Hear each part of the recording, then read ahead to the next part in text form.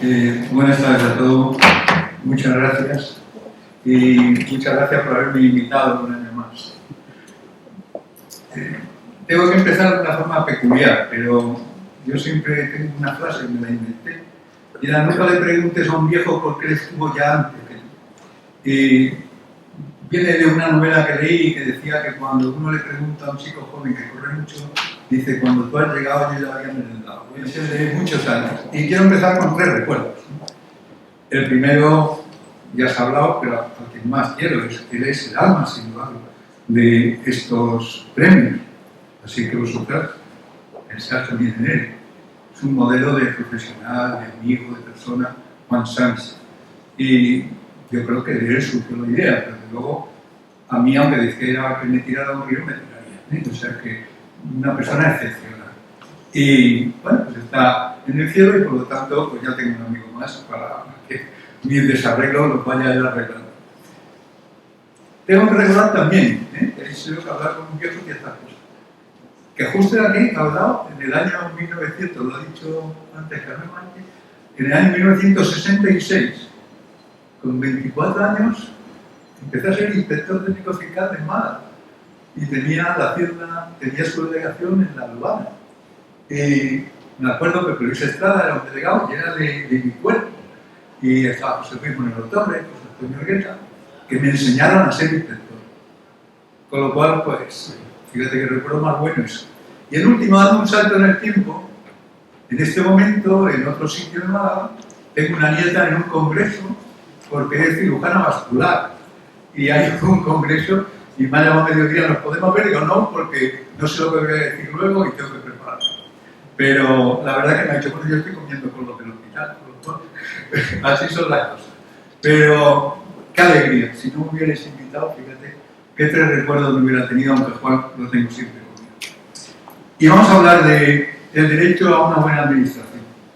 Le decía yo antes, que me ha precedido y dice que tanto enseño y también, le decía: hemos puesto un título anzuelo para que la gente venga. Pero no vamos a hablar de eso. Bueno, no es verdad, no vamos a hablar de eso, por supuesto. Cuando Carmen Martín me llamó y me dijo: un título para la lección, pues así, sin más, le dije: el derecho a una buena administración.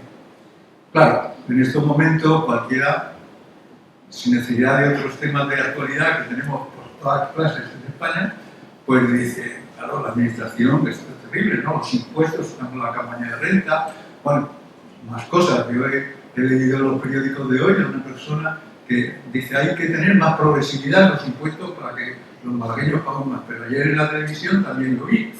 Y como todo el mundo lee, pues he leído también a una persona que presentaba sus declaraciones de IVA durante un trimestre, no hizo ninguna operación, no declaró, y en las declaraciones anuales, pues declaró que 3 declaraciones las había hecho ingresando y una pues había hecho 0, pero no había presentado. Era 0. Y la han sancionado con 200 euros. Y le han dicho que si paga sin protestar, se queda en 130. Pero, bueno, esto nos lo podríamos preguntar todos. ¿Esto es una buena administración? Yo creo que, para que nadie piense lo que parecía insinuar que me presentaba, yo creo que no tiene la culpa la administración, sino los legisladores, que hacen cosas muy peculiares. Bueno, en este caso, voy a contarles en 5 puntos el derecho a una buena administración. Y el primero, otra vez el viejo, recordando mis 13 años. Yo me acuerdo cuando estudiaba en el Colegio de los Maristas, estudiaba, esa asignatura se llamaba Literatura y Gramática. Y me acuerdo que decía que hay que tener mucho cuidado con dónde se ponen los adjetivos. Porque decía: porque es muy diferente un hombre pobre que un pobre hombre. Un concierto cierto que un cierto concierto. Y decía además: un soldado simple que un simple soldado, porque el simple soldado no tiene graduación y el soldado simple es tonto. Así son las cosas. Y entonces yo decía: bueno, pues la verdad es que esto está muy bien pensado, ¿no? Y lo mismo ocurre con un hombre pobre y un pobre hombre. Fíjate cómo cambian las cosas. He intentado trasladarlo, como ahora estamos con la teoría del género, digo, lo voy a trasladar, pero no se puede trasladar. O sea que si alguien intenta hacerlo, lo hará mal, y si se decía a un pariente, peor. Por lo cual, nada de eso lo trasladen al género femenino, porque no lo puedo traer yo tampoco y ustedes tampoco. No vamos a hablar del derecho a una administración buena. Una administración buena quiere decir moralmente buena, que se compadece, que tiene buena fe. No. Vamos a hablar de una buena administración. Y una buena administración es la que cumple sus objetivos. Yo me acuerdo un día que me despedí de una empresa a la que hacía mi consultoría y me dijo, bueno, ¿y qué es lo que más has notado? Digo, que no distinguís entre eficacia y eficiencia. Y miraron, asombrados. Y mira, eso no tiene mucho secreto, ¿eh? Con la eficacia se consiguen los objetivos y con la eficiencia se ahorran los costes. Bueno, como eran bancos, pues la verdad es que lo entendieron rápidamente. Pero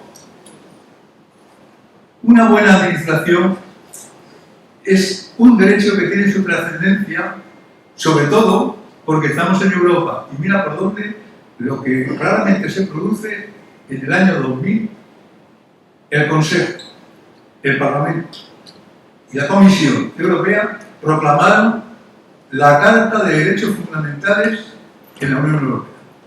Y en el artículo 41 de esa carta se dice que todos tienen derecho a una buena administración. Como me recordaba algo también de algunas publicaciones mías, a nosotros nos ha saltado el duende de las imprentas. Y por 3 veces que lo pedíamos nos salía el derecho a la buena administración. No, a la buena no, a una buena administración. Porque la buena administración sería un ideal. Y hoy por hoy ideales, salvo para los que están en los partidos políticos que lo presentan todo como el ideal, pues no lo tenemos. Así es que si vamos a hablar del derecho a una buena administración, lo primero que tenemos que decir es, ¿y qué dice la Carta de Derechos Fundamentales en el artículo 41? Pues lo que dice es que todos tienen derecho a que la administración les dé un tratamiento imparcial y equitativo y en un plazo razonablemente corto. Ahí se acaban los derechos. Claro, yo cuando leí lo de imparcial, dije, ¿qué querrá decir eso? Porque la administración imparcial no va a ser parcial. Pero luego me he dado cuenta que en España lo tenemos todo muy bien y ahí hemos tenido impuestos parciales. Tenemos impuestos a las grandes fortunas, impuestos a la banca, impuestos a las eléctricas.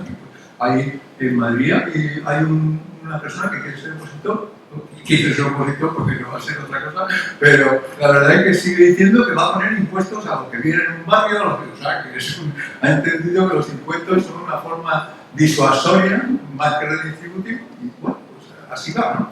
Pero este punto de qué podrá predecir imparcial veremos que tiene su importancia.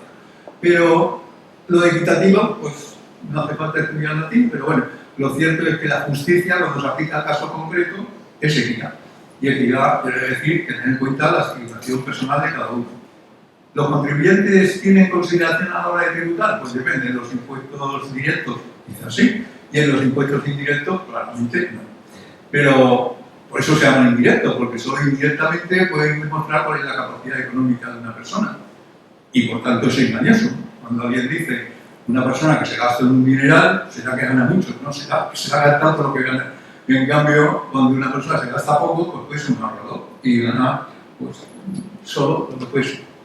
Bueno, esta sería la primera crítica a la carta. Pero la última parte que dice que todos tienen derecho a que se resuelva todo en un plazo corto razonable. Bueno, eso lo vamos a dejar porque eso sí que es el lado oscuro de la administración española. Y luego hablaremos del tiempo, ¿no? Como aquel que vendía casas y iba enseñando a los futuros compradores, y es un chiste muy antiguo, pero es verdad, y veía un pulpo andando por la pared y decía al otro, oiga, ¿eso es un pulpo? Y dice, sí, pero las humedades hablaremos luego. Bueno, pues en este caso es lo mismo, lo dejamos ahí a un lado, porque ya hablaremos del tiempo cuando hablemos de qué tal lleva la administración los tiempos en los procedimientos. Punto segundo. Punto primero, ¿qué es lo que vamos a hablar? El punto segundo se refiere a ¿es la administración la que debería preocuparnos o lo que tiene que aplicar la administración? Yo conozco a una persona que un día decidió, cuando iba a dar clase, decirse a sí mismo: recuerda que eres un servidor público. La verdad es que si todos los funcionarios tuviéramos la costumbre, que bien iban a andar las cosas, ¿no?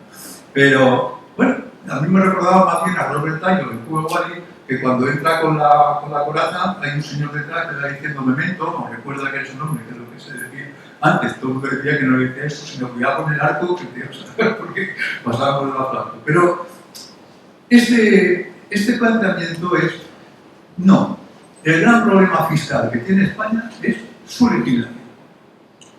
En el año 2003 se perdieron los derechos de los contribuyentes, a lo mejor en un 50%. Pero en el año 2015, si algo quedaba, casi se pierden del todo. Alguien dice, oh, qué barbaridad.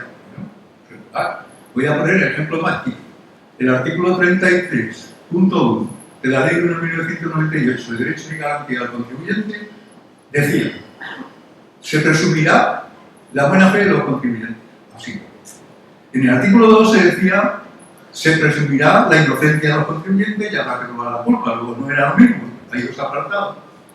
La buena fe del contribuyente era fundamental, tanto que el Tribunal Supremo hizo una definición.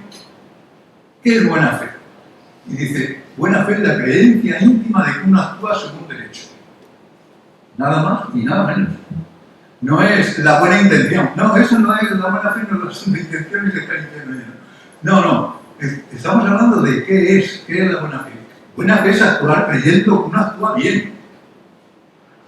Claro, con este concepto, primero, pues ya diríamos, ¿y eso lo dijo en una ley? Sí. ¿Y qué pasó? Pues que todos los contribuyentes, en cuanto los iban a sancionar, decían, oiga, ¿ve usted que no tenía buena fe? Bueno, es una presunción legal, pues hace falta la prueba en contrario. Se aprobó la ley 58/2003 y sabemos lo que pasó. Desapareció la presunción de buena fe. Así. El artículo 116 de la ley 230/1963 decía: lo declarado por el contribuyente y se presume cierto. Pero nada. Claro, es lógico, si no se presumiera cierto, se presumiría incierto, y ya de incierto presumía la inflación. Ahora estaba muy bien dicho. No, el artículo 108.4 de la ley 58/2003 dice: lo que declara un contribuyente se presume cierto para él. Para los demás no. Y en el punto siguiente, punto y seguido siguiente, dice: lo que declaren terceros sobre él se presumirá cierto. Salvo que al contrario. ¿Qué tal? Bien, ¿no? Bueno, pues yo digo que eso significa bastante perder derechos. Pero podemos seguir un poquito más, solo un poquito más. La ley 34 del 2015, la verdad es que parecía difícil que fuera amarrando un poco más. Pero decidió cambiar el artículo 115 de la Ley General Tributaria. Y dijo: se podrá comprobar la realidad de los hechos y su calificación, aunque se hubieran realizado en periodos previos. O sea, que una persona tiene un hecho que él cree que es verdad, nadie se lo discutió, pasan 4 años, prescribe, santidad de la cosa prescrita, y al cabo del 5.º año o del 6.º, llega a la administración, comprueba y dice: no es hecho, no es así. Así que para este año no prescrito, le voy a hacer tributar lo que corresponde a este año no prescrito, como si aquel hecho no hubiera sido el hecho que usted aceptó. Por lo cual hemos llegado a una cosa buena, ¿no? Y es la esquizofrenia fiscal. El mismo hecho puede tener dos sentidos diferentes y dos tributaciones distintas. Eso que da el derecho, irregular, ¿no? Discutir los hechos están mal, pero la calificación es mucho peor. Porque la calificación significa haber trasladado todos los ámbitos jurídicos a el hecho imponible de depositar. Por eso no es culpable la administración. La administración aplica la ley que tenemos. Punto tercero. ¿Y cómo funciona la administración? Pues yo creo que bien. Muy bien. Me voy a apoyar en un dato de autoridad. Este año ha dicho la ministra que hemos conseguido subir la recaudación mucho más incluso que lo previsto, sin empujar, sin coacciones. Dicen las malas lenguas que por la inflación, pero da igual. Estamos apretados todo el mundo y se ha recaudado más. Es verdad, una noticia ha dicho, ¿se acuerda un incentivo especial si los inspectores consiguen más recaudación? Eso no influye porque el inspector funciona por lo hay que continuar aplicando la ley. Pero seguimos pensando en que la administración funciona bien. Yo digo sí, menos en dos cosas, pero la segunda es la que voy a hablar. Bueno, voy a hablar corto como pretendo ser. Y es en que no cumple los plazos, lo lleva muy mal. La administración funciona muy mal con los plazos. Hoy miraba yo los supuestos, las sentencias últimas que tengo recogidas y sobre las que publico, como antes decía, un comentario, y la mayor parte de ellas terminan siendo por errores en los plazos. Incluso algunas veces con subterfugios, pero otras veces a las claras, ¿no? Subterfugio gracioso, lo que se inventó con la normativa anterior, cuando se inventó la llamada, que la puso ese título el Tribunal Supremo, las diligencias argucias. Y era que como tenían que actuar cualquier inspección que tuviera un intervalo de 6 meses en el que no hubiera actuado, corría la prescripción. Entonces, para que no corriera, pues un día, en el último día, para que antes de los 6 meses, te llamaban y pedían que llevaras una factura. Se interrumpía la prescripción y ya eran 10 años en vez de 4 años. Pero, por no hablar así solo de la administración, sino lo que estoy hablando de la nueva o la buena administración, han inventado otra cosa distinta hasta que el Tribunal Supremo se lo ha corregido. Y es que de una oficina a otra en la misma delegación puede tardar un año más. Fíjate que para que hubiera más rapidez en la tramitación se inventó la oficina de relación con los tribunales. Y cuando llega una resolución de un TEA a una delegación de Hacienda, debe ir a esa oficina. Y esa oficina, pues si era un tema de recaudación, lo manda a recaudación, si era un tema de inspección, lo lleva a la inspección y funciona. Pero no. En algunas sentencias, claro, las tengo, ¿no? Se tardaba más de un año por el pasillo. O por es verdad que esto es la broma, ¿no? Pero más de un año de uno a sí mismo. Eso tiene que ver con otro aspecto también. Y es, aunque a veces se resuelve tardando mucho y otras aceleradamente. Aunque parezca mentira, estamos viendo últimamente resoluciones que anulan liquidaciones que se han resuelto sin haber tenido en cuenta las alegaciones del contribuyente. Pero no por desprecio, sino porque han resuelto antes de que se acabara el plazo para que hiciera alegaciones el contribuyente. Claro, se anula, pero eso no es una solución. Estoy acabando. Es que, como yo digo, este final no me gusta nada. Pero el gran problema lo tenemos en una ley que vale muchísimo y que tendríamos que tener en cuenta, y con eso sí que me gustaría, no digo que acabar, sino hacer la última reflexión, acabar al minuto siguiente. Me refiero al artículo 3 de la Ley 39 de 2015. Es un artículo que completa un cuadro muy bueno por el que no se ha puesto en España.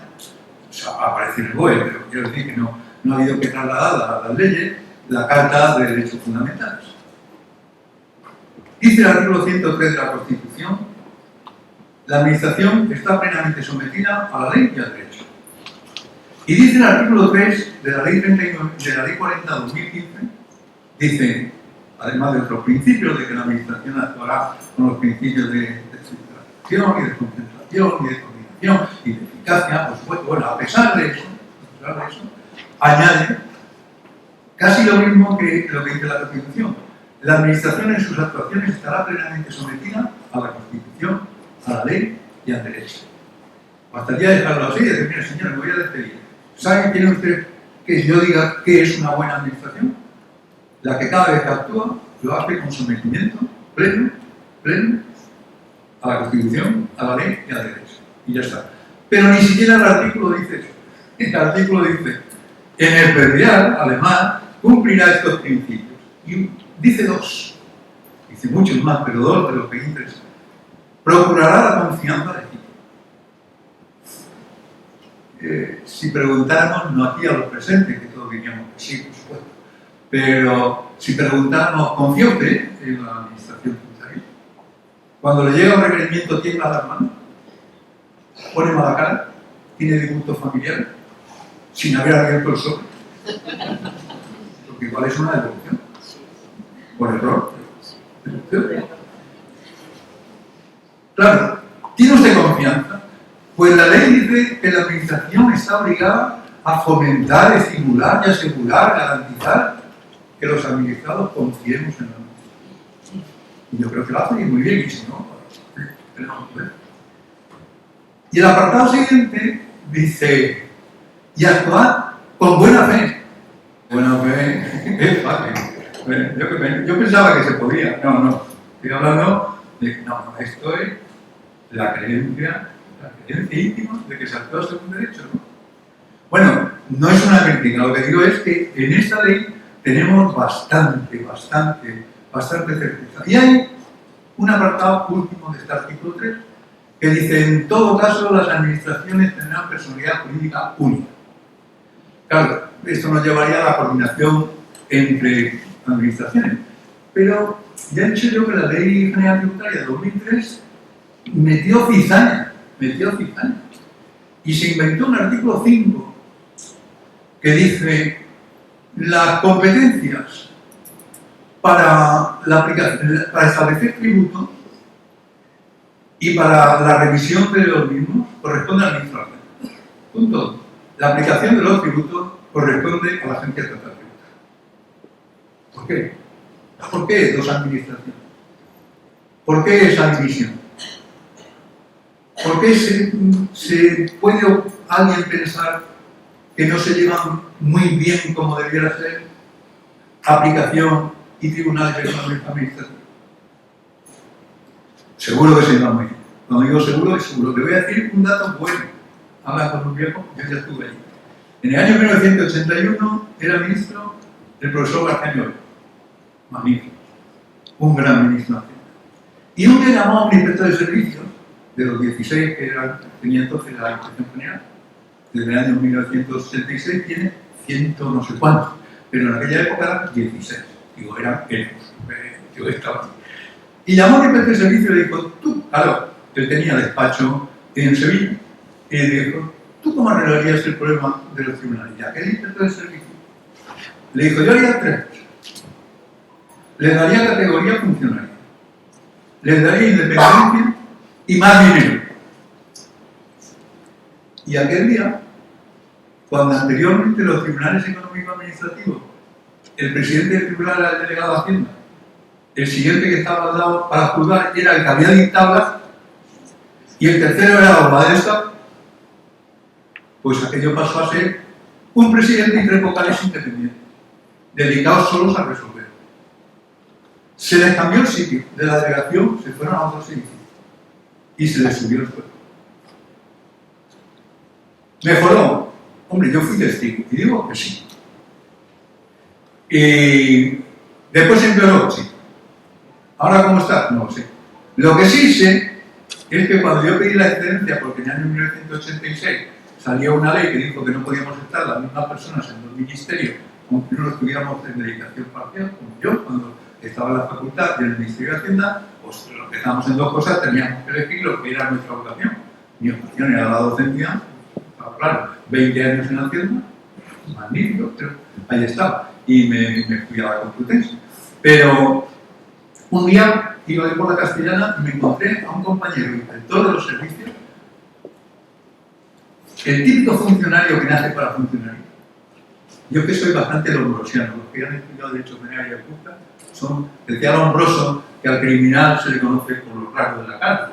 Y bueno, igual, al criminal, el que no es criminal, pues es inocente, ¿no? Pero yo, la verdad es que no me equivocaba, en 81 años no me equivocaba. Siempre digo eso y todo el mundo se ríe de mi familia, como, ya ha contado abuelo la historia del abuelo Cebolleta. Pero la realidad, me encontré con este hombre, ¿cómo estás? Y me dijo, uy, muy bien, ¿sabes que he venido al ministerio como tú? Y yo, así. Era imposible, era un aparecido, era un... ¿Cómo es posible? ¿De verdad? Sí, ahora estoy en la agencia. Ay, tío. ¿En la agencia? Ah, eso es otra cosa. Sí, otra cosa. Bueno, yo sé muchos motivos que no voy a explicar aquí, por lo que sí que es otra cosa. Pero la realidad es que eso no... el artículo 3, el que estoy hablando en el último párrafo, las administraciones tienen personalidad jurídica única. Y la agencia es una entidad de la propia administración tributaria. he dicho que acabar, así que acabar, que bien, digo yo, porque he llegado hasta aquí sin desmayar. Pero la realidad, bueno, hay que tener una edad, esto es cosa de tiempo. Yo el otro día veía a uno que dice que tenía ciática, es que no puedo andar, y digo, oye, yo me cuesta subir las escaleras. Te he visto que iba detrás tuyo, iba muy bien, esto es cosa de tiempo. No te creas que son méritos. Cuando te cuentes subir las escaleras, pues reza por mí o acuérdate y me lo dices que te haré a lo mejor dando nada. Bueno, el final tiene mucho que ver casi con lo que habíamos estado hablando al principio. Y es, aprenderemos a ponerle nombre a las cosas. Seremos capaces de que no haya eso que se llama ahora el lenguaje líquido, que lo mismo que dice vale para acabar cosas diferentes. Tendremos la sensación de que podríamos tener una buena administración solo con 2 pequeños arreglos. Dos. Responsabilidad, igualdad con el contribuyente, responsabilidad por los propios actos. Me acordaba, y tenía apuntado aquí, pero no lo he leído, que el Tribunal Supremo consiguió un éxito grandísimo cuando dijo que la Administración tiene derecho a equivocarse. De hecho, dijo a no acertar, como si acertar en la aplicación tributaria fuera a tirar los datos. Acertar, aplicar la norma no es acertar, ¿no? Y dice, tiene derecho a equivocarse. Y claro, aquello era tan extraño como lo que se resolvió en Málaga, precisamente hace muchos años, un TSJ, cuando habían comprobaciones de valor que no se motivaban y se volvieron a regresar, se anular y volvían, y hubo una sentencia que no recuerdo la fecha, y si me dicen no es verdad, digo que conforme no es verdad, pero no recuerdo, que decía, no se puede anular una comprobación de valores y volver a otra y a otra hasta que el contribuyente trague, literalmente trague. Entonces, eso que fue muy activo, porque bueno, estaba muy bien, claro, es castellano, ya no hay ningún problema, jurídicamente está muy bien dicho, pero el Tribunal Supremo desde entonces ya ha aprendido bien las cosas, y hace más de 20 años que dijo que en el mismo error no se puede cometer más de 2 veces, pero sí 2 veces, porque la administración tiene derecho a no hacer. ¿Y el contribuyente? Cuando pasamos una inspección, digo, oiga, ¿esto? Vaya, pues me equivoqué. Bueno, esto no pasa nada, hay una sanción, 50%, lo que sea, ¿no? Pero no tiene culpa la administración, ¿eh? No tiene culpa. Lo que decimos es, si el contribuyente debe responder por sus errores, que los que administran la hacienda pública respondan de sus errores. Y como dice, eso ya me personal. Digo, es que lo que quiere es que sancione a todos los funcionarios. Eso faltaba. Si yo soy funcionario de corazón y de toda la vida. No es así. Lo que no quiero es que se sancione lo que no haya que sancionar. A los funcionarios no se les sanciona nada, pero a los contribuyentes, a este pobre que viene en el periódico de hoy, que tenía 0 operaciones de IVA en un trimestre y no presenta la declaración y dice que tiene que pagar 200 euros de multa, pues eso se llama no responder al principio proporcional. Para que no digan que no hablo de tributarios ni de normas, que no lo digan. Si de verdad quieren saber qué es lo que hace falta para que una administración, la que tenemos, funcione mejor, porque funciona bien, lean el artículo 3.2 de la Ley General Tributaria, en el que dice cuáles son los principios de aplicación de los tributos en España. Dice, responderán a lo siguiente: al principio de proporcionalidad, al principio de eficacia, al principio de reducción de costes formales y al principio de respeto a los derechos y garantías del contribuyente. Muchas gracias.